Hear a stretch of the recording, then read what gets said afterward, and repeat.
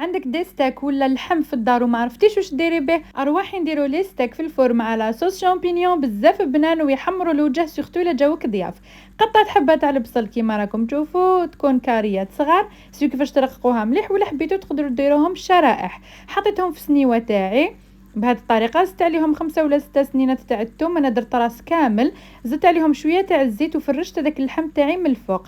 ما راح ندير لهم لا توابل لا والو، البنه كامله راهي في الثوم والبصل. فرجت لي ستاك كاع اللي كانوا عندي، زدت مغرفه صغيره تاع الملح، حطيتها فوق كاس تاع الماء، خلطت مليح وحطيتهم فوق لي ستاك تاعي.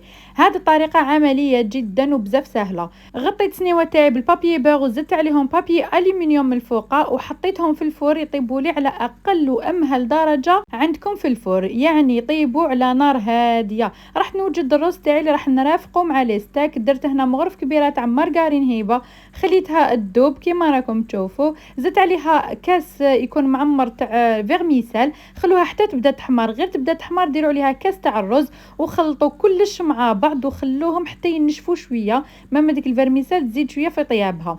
بعد ما نشف لي هذاك الرز مع الفيرميسال بديت نمرق، درت هنايا 3 كيسان تاع الماء، 2 كيسان للرز وكاس واحد للفيرميسال وطابوا لي سوا سوا.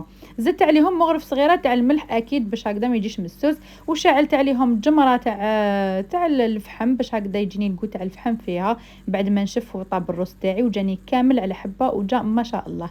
راح طليت على لي ستيك تاعي بعد ما جازت ساعه ونص، لقيت واحد لاصوص ولقيتهم دايبين ذوبان كيما راكم تشوفوا، سورتو الا كانت نوعيه اللحم مليحه. من بعد نحيتهم سنيوه تاعي، حطيتهم في طبسي وغطيتهم مليح باش هكذا يقعدوا سخونين، ودرت قرعه كامله تاع لا كريم فريش فوق هذيك لاصوص اللي قعدت، خلطتهم كامل مع بعض وضفت عليهم كميه من الفطر.